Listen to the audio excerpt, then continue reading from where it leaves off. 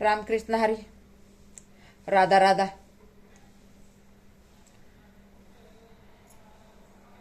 नमस्कार जी. बघा, आमची आजी आम्हाला गोष्टी सांगायची. तर कसं जिंदगीभर मेहनत करून करून मेहनतीच्याच नादी लागले. वेळच भेटला नाही कधी सांगायला. वेळ नाही भेटला. संसार महाग लागला. लेकरं झाले. लेकरं लहानाचे मोठे झाले. तिथून पुढं आपल्या संसारामध्ये बिझी झाले. आपल्या संसारामध्ये नादी लागले. तरी कसा असा कधी आपल्याला वेळच नाही भेटला की कुठली कहाणी सांगावा किंवा गोष्ट सांगावा. आणि सांगावं तरी कुणाला सांगावा. आजकाल लोकांना नुसतं पटत.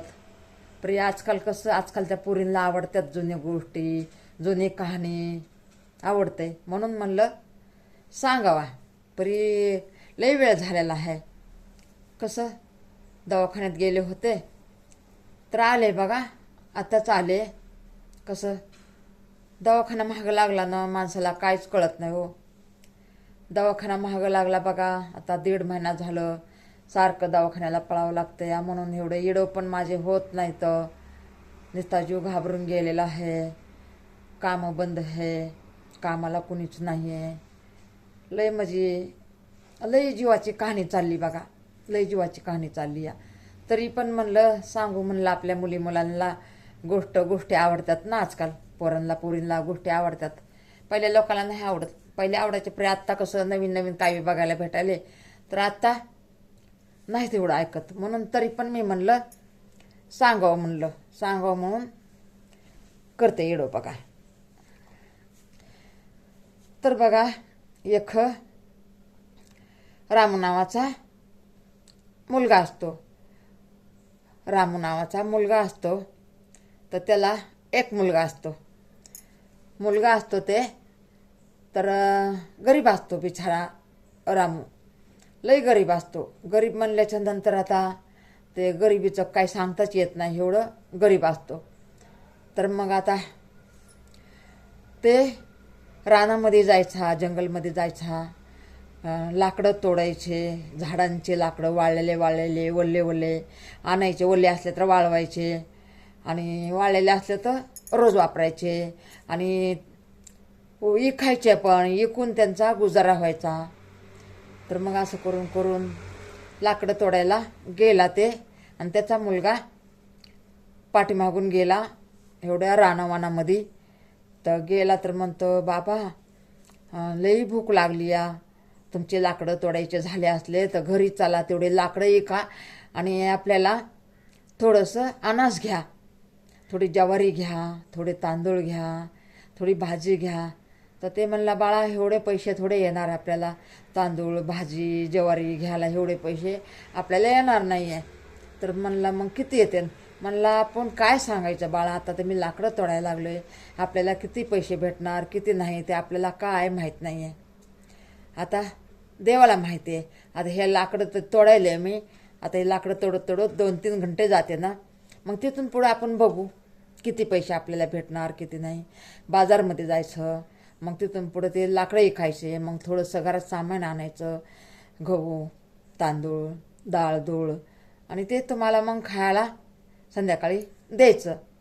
बरं म्हणला, तू बाळा जा म्हणला, घरी जातो मी येतो.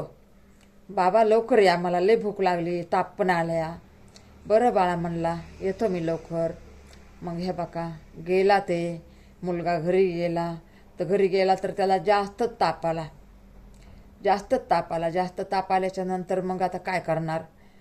आई घाबरून गेली. बाई कधी माझा मालक येईल आणि कधी मी लाकडं विकणार आणि कधी घरात माझा मालक सामान आणणार. तर पोराला एवढा ताप आला या. आणि घरात पण काय खायला नाही. काय देऊ मी लेकराला.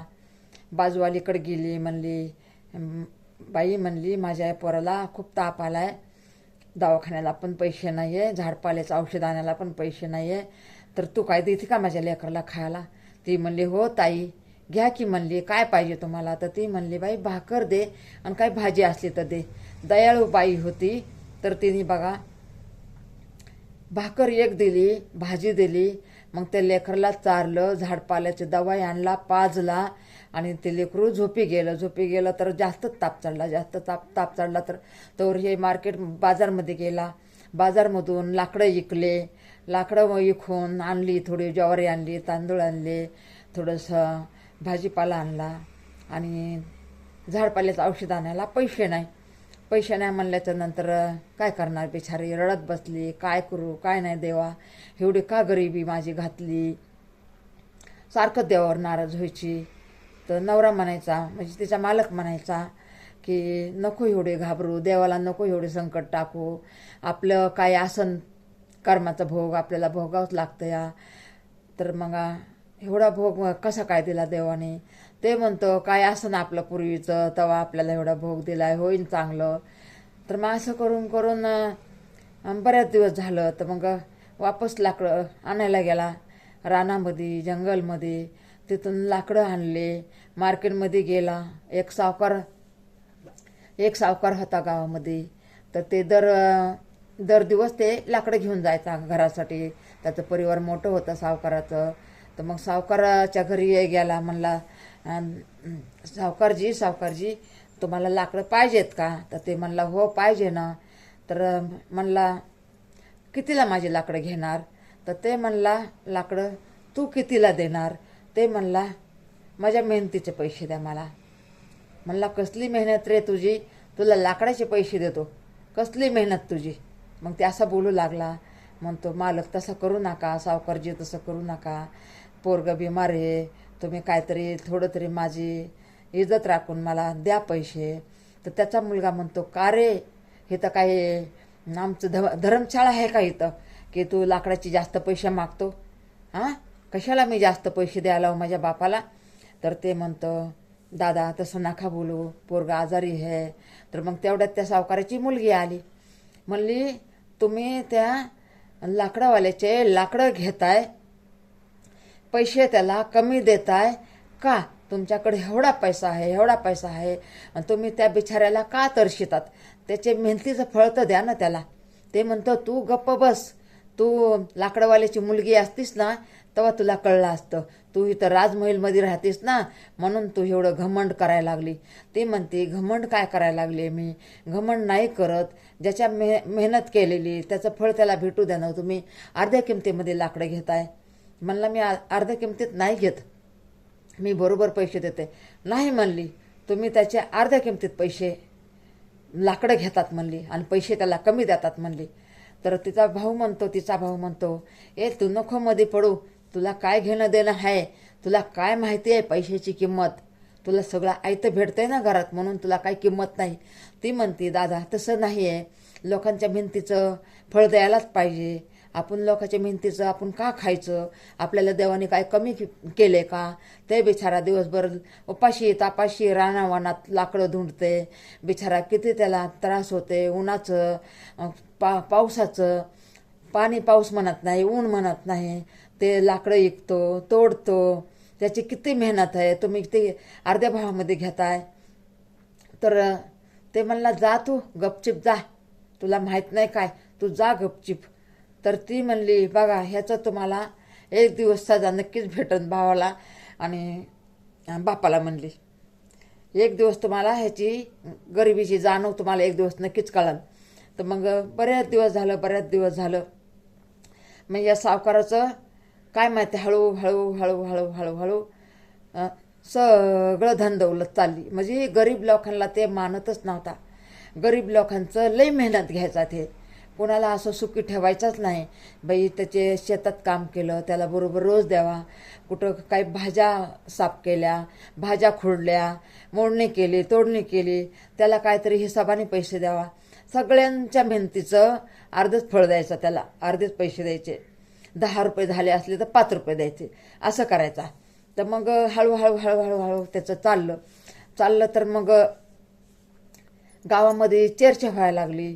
बघा हे नाही का लई गरिबाचं खात होता ना, म्हणून ह्याला सजा भेटायला लागली. एवढा मोठा सावकार होता आणि आज बघा त्याचं एवढं नंबर शेत होतं, कितीतरी नंबर शेत होतं. तर त्याचं नंबरावर नंबर ते इखायला लागला. त्याची परिस्थिती नाजूक व्हायला लागली, म्हणजे गरीब व्हायला लागला. तर मुलीला म्हणतो, बाई आपल्याकडं काय, त्या लाकडावाल्यानेच काहीतरी केलं वाटतं. ती म्हणते, बघा तुम्ही पहिलंच पाप केले आणि आता बोलून तुम्ही पाप करू नका. ते मेहनत करून खातात, तुम्ही त्यांच्या मेहनतीचं फळ देत नाहीत आणि तुम्ही वरून तसं बोलताय का? तुम्ही किती पाप करताय हो, तुम्ही किती पाप करताय. भावाला आणि बापाला म्हणायला लागली. तर ते म्हणतो, हो बाई खरंच आहे तुझं, तू बोलतीस ना तेच खरं आहे. त्या लाकडावाल्याचाच मला बदवा लागलाय की लाकडावाल्याचे मी अर्धे पैसे कमी देत होतो आणि शेतामध्ये काम केलं तर अर्धा रोज कमी देत होतो. खरंच मला गरिबाचा हाय लागायला लागली. तर म्हणते, मी पहिल्यापासून बाबा तुम्हाला सांगत होते की असं गरिबाला करू नका. एक दिवस तुमच्यावर आल्यावर त्या टायमाला तुमचे डोळे खुलतील, पण त्या टायमाला उशीर होणार आहे. त्या टायमाला तुम्ही काही केलं तरी तुम्हाला कुणी बचवायला नाही येणार, देव पण नाही येणार. मग देवाला पण माहिती आहे तू काय काय केलंस. भल्या माणसा देवाला सारं कळतंय रे. ते असं म्हणले. देव सगळं देऊन बघतंय आणि त्याच्यातून गरिबाची जर तुम्ही जाणीव नाही ठेवत तर देवाला सगळं कळतंय आणि देवाने सगळा एक हिसाब आपला मांडून ठेवलेला आहे. मी तर अनारी अनपढे हो मुलीनो आणि मुलांनो, मला एकाचा पण आकडा येत नाही. मला समजून घेत जा. म्हणूनच माझे एवढं कोणी एवढं बघत नाही वाटतं. माझे एवढे चांगले असतात ना, बघत नाहीत तर त्यांना कसं कळणार आहे? बघतच नाहीत ना. असं कधी कधी तर माझा 8 दिवस मोठ्या एवढवला काहीच बघितलेलाच नसते. माझं परिवार माझं बघत नाही तर दुसऱ्यांचं काय सांगू मी? माझं जवळला कोणी बघत नाही तर मी दुसऱ्याचं काय सांगू? अशी माझी त्या लाकडवाल्या सारखी माझी गत आहे बघा. तरी पण मी हे बघा तोंड देत चलते. तरी पण माझ्यावर किती पण संकट येऊ द्या, माझ्यावर किती पण टाईम येऊ द्या, त्या लाकडवाल्यासारखं माझं हे बघा. पण मी कोणावर नाराज होत नाही. हे बघा मला बघून तर हे बघा लई लोकांना त्रास होते. पण मी म्हणते जाऊ दे बाबा, देवा त्यांना सुखी ठेव. मी अशी म्हणते आणि पुढं चालते. खसून जाते पण ह्या मनाला वापस मी सावरून घेते की देवा परमेश्वरा माझं पण चांगलं कर. मी असं म्हणते, दुनियाचं चांगलं केलं माझं पण कर, मी असं म्हणते. तर मग हळूहळू त्या सावकाराची धनदौलत पूर्ण गेली आणि नंतर मग सगळ्यांच्या घरी माफी मागायला जात होता. माझ्या मुलांनो, म्हणजे आता मुलासारखेच किंवा आता शेतकरी लोक किंवा ते लाकूड तोडणारा, लाकडं ऐकणारा बिचारा मुलासारखाच होता ना. ते पण किती 30-35 वर्षाचा आणि हे असं 60 वर्षाचा म्हातारा हे आपलं हे सावकार. मग त्याच्या मुलासारखाच झालं ना. मग आपल्याच मुलाची आपण बदवा घ्यायची का हो? आपण दुसऱ्याच्या मुलाला आपण काय आपलं समजायचं नाही का? दुसऱ्याच्या मुलाला पण आपण समजायला पाहिजे ना, हे पण माझ्याच मुलासारखं आहे, त्याचा हक मी कशाला ठेवू असं समजायला पाहिजे ना. कोणी पण असू द्या, कोणाची मेहनत नाही घ्यायची हो. त्याची आपल्याला बरोबर आहे बघा, त्याची सजा एक ना एक दिवस घ्यावाच लागते या, म्हणजे येते सजा. आत्ता मजा वाटते या, पण नंतर मग आपल्यावर दुःख आल्यावर कसं वाटते तुम्ही सांगा. तर मग ते सावकाराने सगळ्यांकडे जाऊन मुलीचं ऐकून माफी मागितली आणि त्याच्या मुलांनी पण माफी मागितली. असं असते हो माणसाने, आपल्याकडून चूक झाली ना तर हे बघा माफी मागायला पण पाहिजे. तर मग वापस हळूहळू त्याचं शेत वापस आलं. इकलेलं शेत त्याने वापस दिले ह्याला. म्हणजे कोणाची मेहनत होती, म्हणायचं बाबा तुमची मेहनतीचं मी लय खाल्ल्या, धरा बाबा तुमचा काय हिसाब आहे ते थोडं सगळ्यांचं पूर्ण करायला लागला. आणि तिथून पुढे मग सावकारला बरकत यायला लागली. म्हणून हे बघा कुणी पण असू द्या, आपण नाही का दुसऱ्याची मेहनत नकोच आपल्याला खायला. हे बघा पहिलं समजा आपल्याला नाही समजलं असलं तर आपल्या हाताने काही जर घडलं असलं तर हे बघा देवाला म्हणायचं, देवा परमेश्वरा मला चूक मला माफ कर, माझं चुकलं तर देव माफ करतो. बघा तुम्ही चांगल्या मनाने पवित्र मनाने जर तुम्ही देवाला माफी मागितली हे बघा तर देव माफ करतो. हो का, माणूस तर माफ करतच करतं. पायाला मुंगी आल्या तो माणूस तर माफ करतच करतं. पण हे बघा माणसं, हे बघा देव पण माफ करतो. असं असते बघा, देव पण माफ करतो. चांगलं दिसतं ना हो येडो, नाही का, म्हणजे काय माहिती. देव पण आपल्याला माफ नक्कीच करतो बघा. म्हणून शिनी नाही का, आपण कधीच कुणावर, हे बघा, कधीच कुणावर असं अति कुणावरच नाही करायचं. अतिची हे बघा माती तर कधी बी होतीच. म्हणून कशाला आपण अति करायचं हो, अति नाही करायचं बघा. म्हणून माझं तर म्हणणं आहे बघा, आपलं देवाने आपलं एवढं मन चांगलं ठेवलेलं आहे आणि आपण चांगलं ठेवायला पाहिजे. हे बघा, संकट आलं कधी तर आपल्याला तोंड तर राहतं ना देवाला भांडायला. आता बघा माझ्यावर एवढं संकट आलं, किती संकट आलं, आता 1.5 महिना झालं माझ्यावर एवढं संकट आहे. तर हे बघा हळूहळू हळूहळू हळूहळू चाललंय ना निघून. आता किती रडले हो मी तर, हे बघा किती रडले, किती रडले. असं तुम्हाला काय सांगू, माझी तब्येत अशी झाली या, काय सांगायचं तुम्हाला. मला व्हिडिओ पण बनवायचं आहे बघा, टेन्शन येतंय. पण असं वाटतंय कशाला बंद ठेवायचंय, एक अर्धा टाकत राहायचं. पण मी बारके बारके बघा जास्त टाकते आणि ह्याच्यामध्ये काय माहिती. आणि आता हे बघा एवढा मोठा सावकार असून शिनी ते झुकला, एवढा मोठा सावकार असून ते झुकला. माफी मागून त्याने क्षमा मागून शिने त्याचं वापस चांगलं झालं. मग हे बघा तसं आपलं पण चांगलं होईल, आपलं पण चांगलं होईल. आपला बी काय कधी गुन्हा झालेला असन, आपण मग म्हणतो की माझ्याकडून काही गुन्हाच नाही होत, गुन्हाच नाही होत. हे मनुष्य जन्म आहे हो, हे मनुष्य जन्म आहे. माणसाकडून हे बघा नाही म्हणलं तरी गुन्हा होतच राहते. पण त्याची पण हे बघा आपण देवाला माफी मागायची. माणसाला आपण जर कुणावर आपण अति केलं असलं तर त्याला पण माफी मागायची. माफी मागण्यामध्ये काही बुराई नाही बघा, चांगलंच ह्या. सामनेवाल्याला तर वाटतं की बघा ह्यांच्या गुन्हा नसताना सध्या ह्याने माफी मागितली. आणि आपण तर हे बघा तसं आपण कुणावर अति केलं नाही आणि आपण कुणाला वाईट बोललो नाही कधी. हे बघा जशी तुमच्यामध्ये इथं तुम्हाला बोलते ना, असंच माझा स्वभाव होईल, मी असंच बोलत राहते.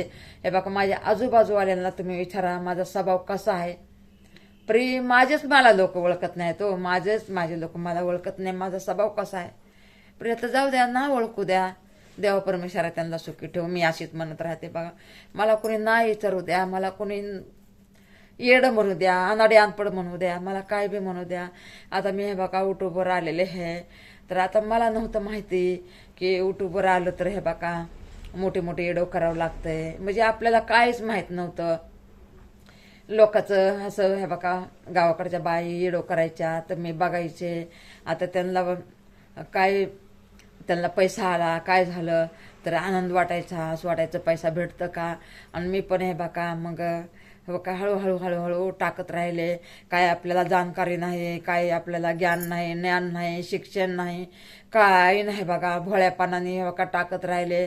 किती मिनटं हे काय हे अंदाजावर टाकते आपले. हे बघा कसं बी तोंड दिसू द्या, अगर काय बी हो द्या, पण मी हे बघा अंदाजावर व्हिडिओ करते ना, अंदाजावर टाकते यूट्यूबला. माझ्या माहिती आहे बघा ही भोळी जाळी आहे, ह्याला काही एवढं समजत नाही. तरी पण हे बघा मी चांगलंच बोलते आणि चांगलाच व्हिडिओ करते की कुणाला पण माझा व्हिडिओ बघून खुशी व्हावा, माझं दुःख वाटावा. माझं हे बघा मेहनत करून करून जीव माझा हाडं ना हाडं हे बघा कुठं झालं तर बघा. हे बघा काळं भंगार झाले. ते माल पॅकिंग करते ना, मला असं गुडघ्यावर हात ठेवते ना, असं घासून हे बघा असं काळं झालं आहे बघा. हे बघा असं काळं झालं, असं गुडघ्यावर असं घासून अशी पॅकिंग करते ना, अशी करून पॅकिंग करते. ते पूर्ण असं माझे हात काळं झालेले. मी म्हणते पाहिजे जाऊ दे, काळं तर काळं होऊ दे, काय करायचे गोऱ्याला. परी आपल्या लेकराला मेहनत करून खाऊ घालायलाच पाहिजे. आता बघा सुख दुःख असतं माणसाच्या मागं. आपल्या पुरीसुरी कमवत्यात तरी पण नाही पुरत घर भाड्याचे. हे बघा मी पण लय हारल्यावणी झाले बघा. आता मी लय हारल्यावणी झाले. मी काय करावा काय नाही मला काय समजत नाही. म्हणजे नुसता येड्यावणी जीव झालाय माझा.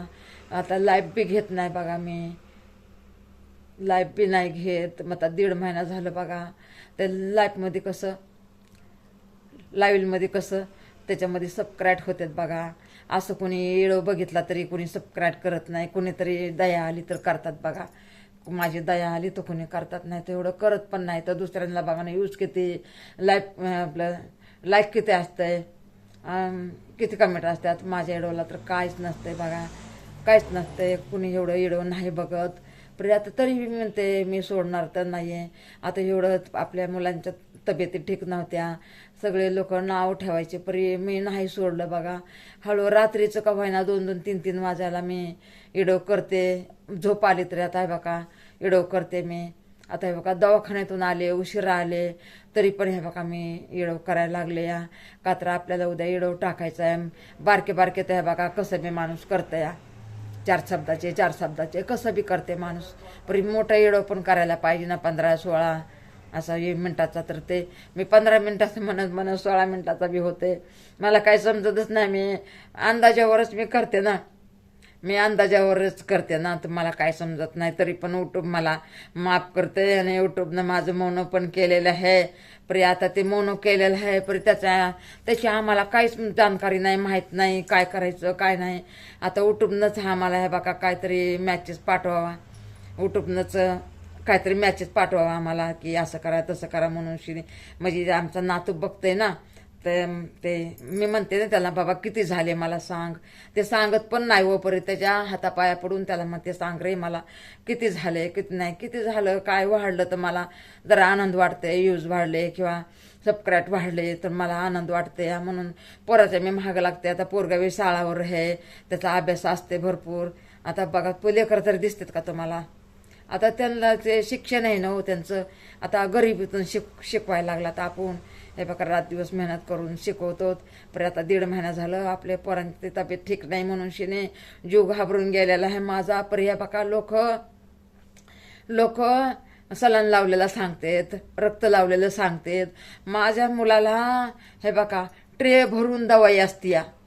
एक टायमाला 4-4 हजाराची दवाई असते. एका दिवशी 4-4 हजाराची दवाई.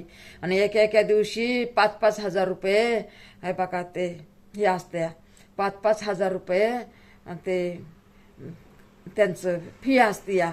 आणि हे बघा तेवढी ताकद नाही आमची, तरी पण मी हे बघा तेवढा पैसा भरतो, याजा बेजाने आणतो आम्ही. लय कर्ज करून ठेवलंय म्या, कशी फेडू आणि कशी नाही. माझ्या मुलींनो, माझ्या माता बहिणींनो, माझ्या भावंडांनो, मी कसे पैसे फेडू. मला एवढी काळजी लागली, मला रडा येते. मला रात दिवस मी रडत बसते, मी झोपत नाही काय नाही, मी तर रात्रभर रडते. पैसे कसे फेडू मी, पैसे कसे फेडू मी. मला झोप पण येत नाही, मी रात्रभर रडते देवापुढं. माणसं पुढं काय रडू. माणसं हसतात, माणसं म्हणतात की सारखंच रडते सारखंच रडते. अहो माझ्या डोळ्याला कधी मला टाक नव्हता आला. पर ह्या बघा मी ह्या बघा या वर्षामध्ये एवढे रडे ना मी. 5-6 इडो रडायचे पण रडत पण केलेले आहेत बघा. 5-6 इडो रडत पण केलेले आहेत. परी मी कुणाला सांगू, कुणाच्या गळ्या पडू. काही तर झाड बी नाही, झाडाला मिठी मारू, त्या झाडाला कवटळून घेऊ, त्या झाडाला कवटळून घेऊन मोठ्याने मी आरडू. मी दवाखान्याचे इडो पण टाकत नाही. आमचे घरचे मला नाही टाकू देत. आमच्या घरचे म्हणतात दाखवू नको काय दवाखान्याचं म्हणून. शिने मी काहीच नाही बघा दवाखान्याचं. हे बघा आता पण रक्त चढवलेलं आहे. किती वाजायला, 11 वाजायला. आता काय माहित, आता फोन लावून विचारते मी संपलंय का ते रक्त. आता उद्या वापस रक्त लावायचंय. कमजोर झालाय, तब्येत झाली चांगली, परी कमजोरी लय आली. त्याला रक्त नाही अंगात. ते काय म्हणतात पेशा का काय म्हणतात त्या कमी आहेत. मी काय करू तुम्ही सांगा, मी काय करू. कुणाचा सपोर्ट नाही मला, काय नाही, कुणाचा सपोर्ट नाही मला, काय नाही. आम्ही हे बघा माझे पोरं पण कामाला होते, आता काम नाही काय नाही. वर्ष झालं, गेलेल्या वर्षी पण हे बघा असंच झालं. आणि ह्याच वर्षामध्ये म्हणजे पहिलं पण गेल्या वर्षी नवीन वर्षालाच झालं बघा असं. 5-6 महिने चांगलं राहिलं आणि वापस 5-6 महिन्याच्या नंतर वापस काम केलं त्याने, मस्त काम केलं. त्याने पैसे जमा केले, भाडं थोडं भरलं, घरामध्ये बी काय खर्च करत होता. माझे मुलं लय भारी आहेत हो. माझे मुलं दिसायला पण भारी आहेत आणि स्वभावाला पण भारी आहेत माझे मुलं. माझ्या मुलांचा स्वभाव कुणासारखा असा हे नाही माझ्या मुलाचा स्वभाव की कोणाला बी असं वाईट बोलणार, कोणासंग भांडण करणार. की माझे मुलं म्हणजे लय माझे मुलं माझ्यासारखाच स्वभाव आहे. कोणाला वरतोंड करून बोलणार नाहीत, कोणाला डोळे उचलून बघणार नाहीत, कोणाला आई मायला असं म्हणणार नाहीत. कधीच नाही माझे मुलं. माझे मुलं हे देवासारखे आहेत. पर या बघा बिचाऱ्यांना असं झालंय बघा. हे बघा कधी त्यांना मी काटा मोडू दिला नव्हता, कधी मी त्यांना दुःख लागू दिलं नव्हतं. ते म्हणेन ना तेच मी करायचे, त्यांची मनची इच्छा मी पूर्ण करायचे. मी लय लाडाने गरिबीचे दिवस असताना मी लाडाने मी सांभाळलेलं आहे त्यांचा. मी लय लाड केलेला आहे. मी लय लाड केलेला आहे. रात दिवस मेहनत करून मी त्यांचा लाड केलेला आहे. रात दिवस मेहनत करून मी त्यांचा लाड केलेला आहे बघा. गरीब आई असताना या गरीब आईनं एवढं त्या लेकरांचा लाड केलेला आहे. म्हणलं नाही मला एवढे मोठे लेकरं आहेत, मी लेकरांचा लाड कसा करू. मी माझ्या लेकरांना कधीच दुःख येऊ दिलं नाही. देवाला म्हणायचं देवा मला सजा दे, प्रेम माझ्या लेकराला कधी दुःख देऊ नकोस. मी देवाला अशी बोलायचे. प्रेम देवाने माझ्या लेकराला कधी काटा मोडू दिला नव्हता. काटा मोडू दिला नव्हता हो माझ्या लेकरांना. अरे काय माहिती हो कसं झालं आणि काय झालं. माझ्या लेकराच्या जीवावर आलो. एवढं लटरे भरू दवाई रोजची हो. काय सांगायचं तुम्हाला. ते जर दाखविलं असतं ना तुम्हाला वाटलं असतं एवढी दवाई तेवढी दवाई बघून तुम्हाला वाटलं असतं की ह्या बाईची किती हिंमतवाली ही बाई. तुम्हाला वाटलं असतं की किती हिंमतवाली ही बाई. अहो मी पहिल्यापासून हिंमत धरून रात दिवस मेहनत करून मी लेकरांचा पाळपोस केला हो. मी कधी माझ्या लेकराला दुःख लागू दिलं नाही. तळ हातातल्या फोडावून सांभाळलं. हे बघा नेत्राचा दिवा करत होते, हाताचा पाळणा करत होते हो लहान होते तेव्हा बी.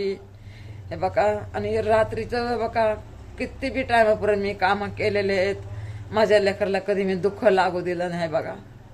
आणि हे बघा असं दुःख आलंय ना माझ्या डोळ्याचं पाणी तुटत नाही. मी रात दिवस रडते हो, रात दिवस रडते.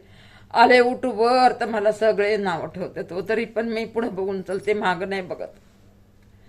मी पुढं बघूनच चलते. मी म्हणते जाऊ द्या आता आपण नाव उठूवर आल्यावर कोणी पण नावच ठेवतंय ना.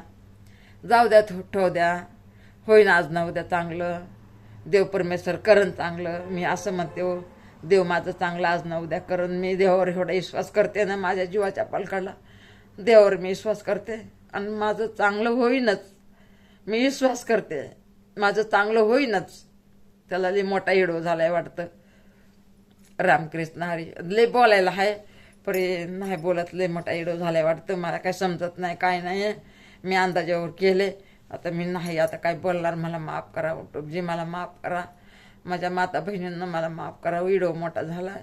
मला लय बोलायचंय. माझ्यावर एवढं संकट आहे आणि तुम्हाला काय सांगू. तरी पण मी हिडो टाकायचं बंद नाही केलं. मी सगळ्यांचं वाईट बोलणं खाल्लं. मला काही पण बोलतात तरी पण मी हे बघा मी पुढं बघूनच चालते. मी महाग नाही वळत. मी म्हणते हे बघा आज ना उद्या होईन चांगलं. चांगलं झाल्यावर ते मला चांगलं म्हणते सगळे की हिने केलं परी काहीतरी चांगलं केलं. आणि हे बघा उठूपजी मी तुम्हाला हात जोडून विनंती करते की माझं मन तर झालेलं आहे, सबस्क्राईब पण झालेलं आहे आणि माझे व्हिडिओ पण चांगले असते. तर मग का असो मला का नाही माया भेटत तुम्ही सांगा. मी एवढी वाईट आहे का हो.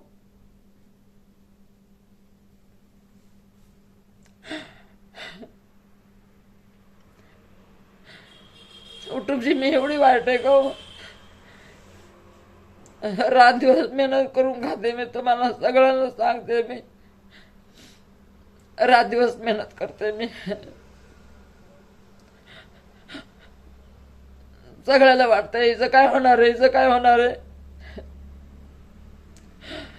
मी सगळ्यांचे व्हिडिओ बघते. माझे व्हिडिओ कुणी बघत पण नाहीये. मी सगळ्यांचे व्हिडिओ बघते, लाईक करते. मला समजत नाही तरी पण मी बारक्या लेकराकडून बारक्या लेकराकडून मी म्हणलं कशी कमेंट करायची, कसे आता दुसऱ्यांचे येडो बघते ना मी, कमेंट कशी करायची का, म्हणजे मी बोलून तर मला आता बोलून कशी करणार, लिहायला येत नाही. तर मी काय करते, ते असतंय ना ते असं करून, ते काय म्हणतात त्याला मोजी काहीतरी म्हणतात ना त्याला, ते हे करते आणि मग ते मौजी अशी अशी अशी अशी टाकते सगळ्यांना. किती टाकते ते पण मला कळत नाही. ते सामने मला खुश व्हा म्हणून मी टाकते. हो मला माफ करा. कधी कधी तर माझ्याच मोबाईलला येते, मला असं कळत नाही बघा. पोरं म्हणतात अगं तू तुझ्याच मोबाईलला टाकलंस. काय करावं, शिक्षण मला आकडाच नाही तर काय करू. आणि लाईफ घ्यायचं तर आणि कुणी सांगत नाही ना, म्हणून हे बघा मला नकं पण वाटते. पर त्याच्यामध्येच लाईव्हमध्येच सबस्क्राईब होतात बघा, यूज पण त्याच्यामध्येच होत्यात. तर म्हणून तर माझं मौन झालेलं आहे. रामकृष्ण हरी. बघ जा सगळेजण, कमेंट करी जा की चांगली. मी पण तुमच्या आईसारखी बहिणीसारखी हाय बघा. नमस्कार.